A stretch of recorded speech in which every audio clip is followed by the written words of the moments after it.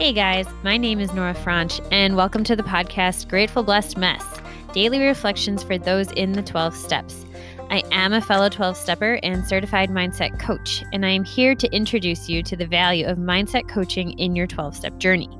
So if you feel like you are stuck in the steps, if you're slipping and sliding with your abstinence, mindset coaching may help you as it did me, and you can find me at catholicmindsetcoaching.com.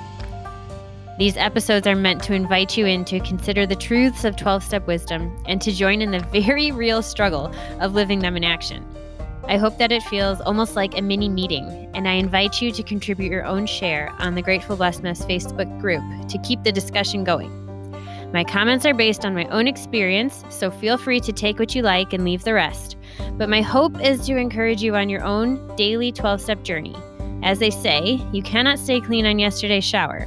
So without further ado, let's begin.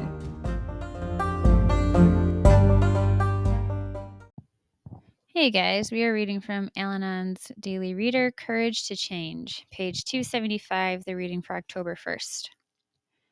Suddenly, I am aware of thoughts racing and crashing through my mind at an alarming speed. Memories, broken promises, fears about the future, failed expectations of both myself and other people. This is a familiar chaos and one that I can now recognize. It is a signal that my life has for a long time become unmanageable. At such a time, serenity is often just a phone call away. A simple acknowledgement of the chaos immediately diminishes it. I step back, step outside the madness, and all at once it washes away or scatters in all the myriad directions from which it came. The pieces of my chaos return to their proper places, where I can either leave them alone or choose to confront them one at a time. Today's reminder, if problems arise today, I will try to acknowledge them, and then put a little spiritual space between my problems and myself. If I can share about them with another person, I will further diminish their power. Recognizing that my life is unmanageable is the first step toward managing it.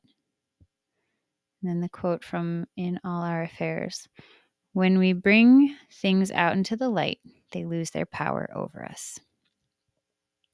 This is so good. And this piece about distance and coaching was the first thing that really showed me how to do that.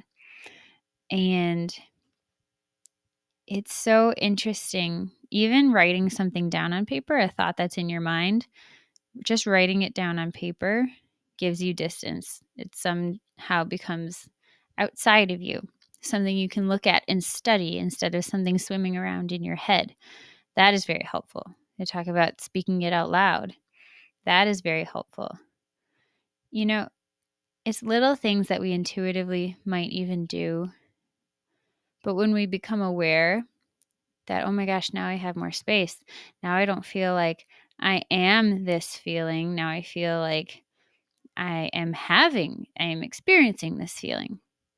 And this is something that that IFS parts work has taught me how to do in a very specific way that I love, that just is almost like I'm observing this experience like a movie in my mind almost. It's like it's giving me such a cool, such an imaginative, playful, like intimate way that just feels so accurate of how I have come to experience things, or how I remember having experienced things, in a way that makes it more neutral because I'm observing it. It's not me. And this is some of the big work that we get to do here, is learning to understand and know who we are at our core. Because I think a lot of us in the rooms, definitely me, myself, didn't come out the gates of youth into adulthood having that firmly established. Knowing that I'm good, knowing that I matter, and believing that I'm enough simply because I am. I did not I did not learn that over the years for whatever reason. And the thing is that I'm starting to learn to catch a thought in a moment of like agitation, and then I whittle it down. I find the emotion, I see the actions, and then I start to ask myself, I wonder where this thought is coming from. Like, what are you trying to tell me, little thought, with this sentence in my mind? Where are you trying to call my attention to?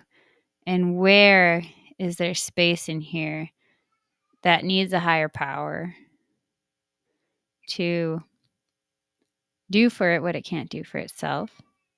And then in between those two steps is almost the most important step, because it's easy to bring it to your higher power once you have seen that part in you as good, as something deserving of love, and with an element of this curiosity that comes from a place of just such love and compassion, where that part is now not afraid to come out into the light. We have this quote at the end: when we bring things out into the light, they lose their power over us. So whatever belief it is that formed a very long time ago about who you are, about how the world is, and how it sees you, we get to do the work of bringing it into the light. And even just in doing that, it loses its power. And then with more work beyond that and more loving attention, it starts to not feel true anymore.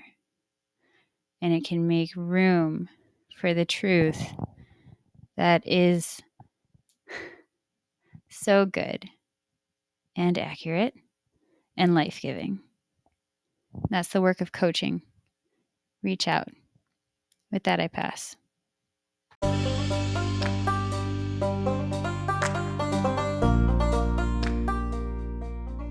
Thank you so much for listening to today's episode.